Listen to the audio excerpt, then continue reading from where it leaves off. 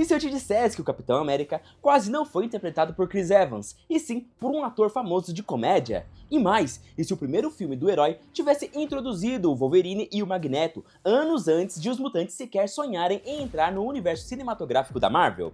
Parece loucura, mas esses eram apenas alguns dos planos originais para Capitão América, o Primeiro Vingador. Lançado em 2011, esse filme tinha uma das missões mais difíceis da Marvel: pegar um herói que muitos consideravam datado ou escoteiro demais e transformá-lo no coração de uma franquia milionária. Se esse filme fracassasse, não existiria Vingadores em 2012. A pressão era absurda. Durante a pré-produção, o roteiro sofreu mudanças drásticas. Diretores sugeriram transformar a história em uma comédia e visuais bizarros foram desenhados e até robôs gigantes da Hydra quase foram parar nas telas de cinema. Hoje, nós vamos abrir os cofres da Marvel Studios. Puxe uma cadeira, porque o que você vai descobrir agora muda completamente a forma como você enxerga a origem do Steve Rogers. Esses são os planos originais de Capitão América, o Primeiro Vingador. E se você curte o conteúdo do Nerdia e quer dar aquela força para o canal continuar crescendo, entra pro Clube Nerdia. Por só R$ 3,99 por mês, você ajuda a manter o canal no ar e ainda ganha prioridade nos comentários, agradecimento aqui nos vídeos e emojis exclusivos. Sem fidelidade, é só para apoiar mesmo. Valeu demais quem já faz parte do clube.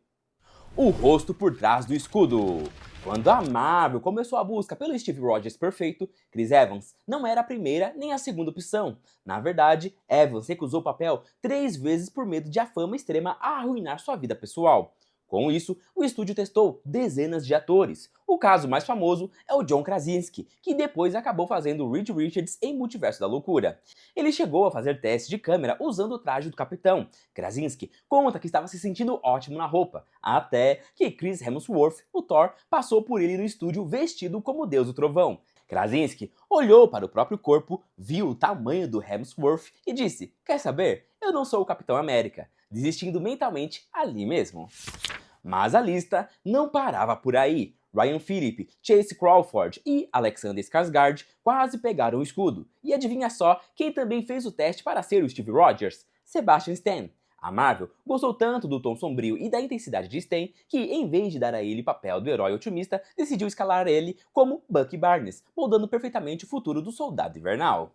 Até mesmo Jensen Ackles, o Jean de Supernatural, fez testes, mas conflitos de agenda o tiraram da corrida. Do lado feminino, a Peggy Carter, que nós amamos como Hayley Atwell, quase teve outro rosto. A Marvel ofereceu o papel diretamente para Emily Blunt, que curiosamente é esposa do Krasinski. Blunt teve que recusar não por falta de interesse, mas porque estava presa por contrato com a Fox para gravar o filme As Viagens de Gulliver, a mesma ironia do destino que a impediu de ser a Viúva Negra anos antes. Todo o elenco principal foi um enorme jogo de xadrez que, por um triz, não nos entregou um filme com rostos completamente diferentes, o que mudaria toda a química do MCU para sempre. Roteiro! A jornada para encontrar o tom de O Primeiro Vingador foi muito caótica. Antes de Joey Johnston assumir a direção, o filme quase foi uma comédia. Jon Favreau, antes de emplacar o Homem de Ferro em 2008, abordou a Marvel com a ideia de fazer um filme do Capitão América mais focado no humor, tratando Steve Rogers como um peixe fora d'água de forma bem escrachada.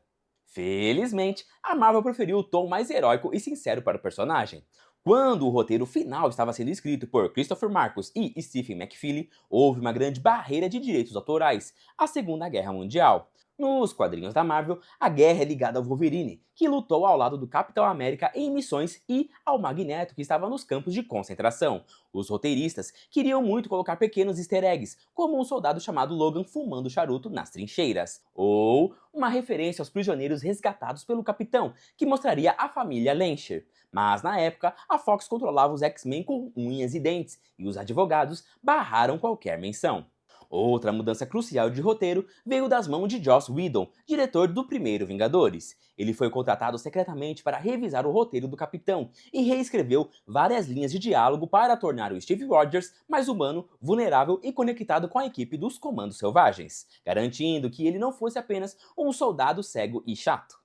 Arnim Zola Cyborg e robôs gigantes. A Hydra que vimos nos cinemas é uma organização nazista voltada para o ocultismo e a tecnologia do Tesseract. mas os planos originais eram muito mais cartunescos, começando pelo vilão secundário Arnim Zola. Toby Jones interpretou muito bem o cientista, mas as artes conceituais originais do filme mostram que Zola quase se transformou em um corpo robótico com um rosto no estômago, um visual clássico dos quadrinhos ainda nos anos 1940.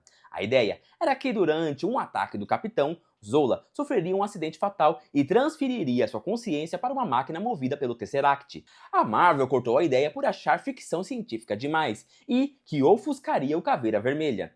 E falando em visuais descartados, a Hydra teria um arsenal bem diferente. Em vez de focarem tanto nos tanques superpoderosos e no bombardeiro final, os rascunhos incluíam batalhas do Capitão contra robôs gigantes da Hydra. Conhecido nos quadrinhos como os robôs adormecidos, essas monstruosidades mecânicas fariam parte do clímax do filme, com o Capitão América usando sua agilidade para derrubar mechas nazistas do tamanho de prédios. Para manter o filme mais fundamentado na estética realista da Segunda Guerra, os robôs viraram os enormes tanques de guerra. Além disso, o Caveira Vermelha quase teve uma aparência muito mais aterrorizante. O designer de maquiagem criou próteses onde não havia pele humana nenhuma, e sim músculos expostos, cartilagem destruída e um visual de puro horror corporal. A Disney vetou a maquiagem para evitar uma classificação indicativa para maiores de 18 anos, dando a Hugo Weaving um aspecto mais borrachudo, aceitável para o público infantil. O início moderno e o final alternativo.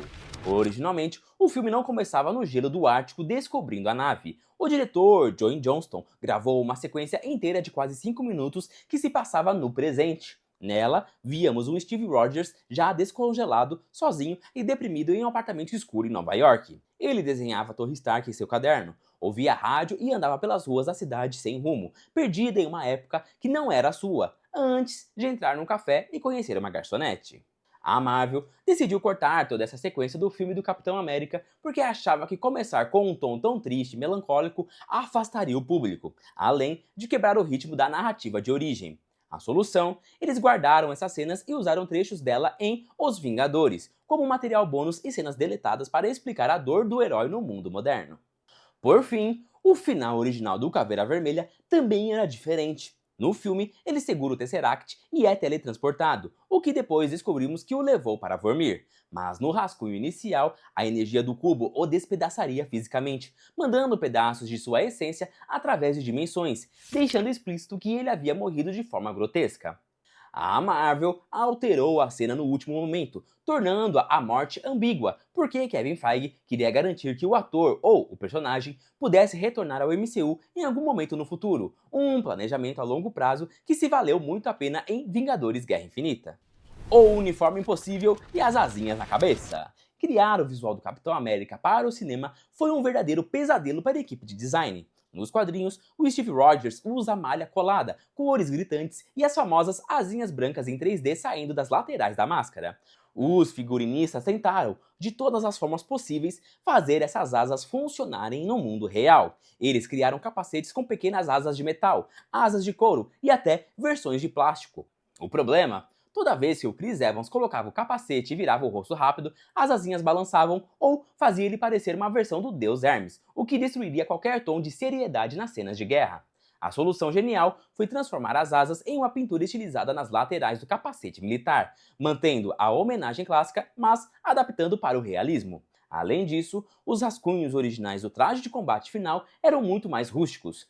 Antes de Howard Stark entregar o uniforme de fibra de carbono que vimos no filme, a ideia era que Steve Rogers improvisasse seu próprio traje usando peças roubadas da Hydra e armaduras de tanques nazistas.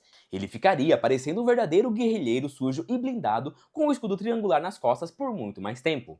A Marvel acabou encurtando essa fase de guerrilheiro para focar logo no traje icônico e no escudo circular. Falando no escudo, o roteiro original tinha um diálogo gigantesco entre Howard Stark e Steve sobre a origem do Vibranium. A cena iria incluir a primeira menção direta e profunda a Wakanda no MCU, explicando como o pai de Tony conseguiu contrabandear o metal mais raro do mundo para fora da África durante a guerra. Kevin Feige e os diretores cortaram essa fala porque acharam que a plateia de 2011 ficaria confusa com tanta informação sobre um país fictício africano. Wakanda só foi ser citada no MCU anos depois, em Vingadores Era de Ultron. E se você achou a química entre Steve Rogers e Peggy Carter perfeita, um dos rascunhos iniciais propunha um triângulo amoroso entre Steve, Peggy e Howard Stark. A ideia era que Stark estivesse dando em cima de Peggy e Steve, por ser tímido e inexperiente, não soubesse como competir com o bilionário arrogante. A Marvel vetou isso imediatamente. Eles queriam que a pureza do Steve se destacasse, e colocar os dois amigos disputando uma mulher transformaria o herói em um clichê de comédia romântica barata. Apenas pequenos olhares de ciúmes foram mantidos na versão final, e o romance de Steve e Peggy se tornou o coração emocional de toda a saga do infinito.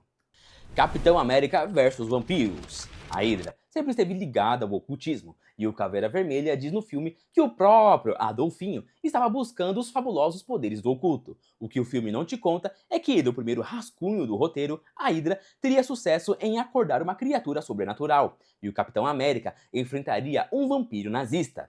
Nos quadrinhos da Marvel, existe um vilão clássico do Capitão América durante a Segunda Guerra Mundial, chamado Barão Sangue. Ele é um lorde inglês que foi transformado em vampiro pelo próprio Drácula e se aliou aos nazistas. Os roteiristas Christopher Marcus e Stephen McFeely adoravam o Barão Sangue e escreveram cenas onde a equipe do Capitão América seria caçado à noite nas trincheiras europeias por esse sugador de sangue superpoderoso. A ideia chegou a ir para o quadro de aprovação da Marvel Studios. Eles queriam que o filme misturasse a aventura de guerra com elementos de terror clássico da Universal. Mas, no fim das contas, o bom senso bateu na porta. Os produtores perceberam que apresentar supersoldados, armas de energia cósmica e vampiros no mesmo filme iria transformar a história em uma verdadeira bagunça. O Barão Sangue foi deletado do roteiro, e o MCU teve que esperar até a fase 4 e de Lobisomem na Noite para começar a flertar com criaturas sobrenaturais. O destino de Buck.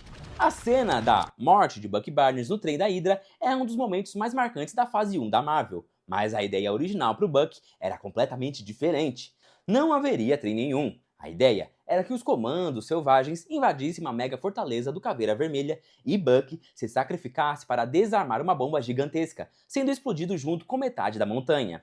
O problema dessa versão é que ela deixaria zero chance de sobrevivência, tornando impossível o arco do Soldado Invernal no futuro, já que não sobraria um corpo para a Hydra fazer experimentos.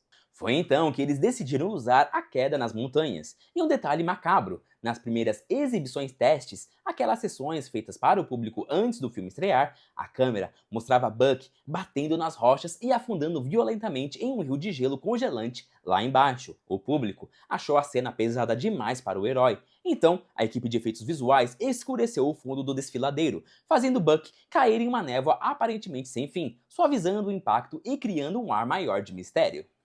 Enfim, é incrível pensar como uma pequena mudança aqui ou ali poderia ter reescrito toda a história do universo Marvel. E se você chegou até aqui, deixa o like, se inscreve no canal e até a próxima!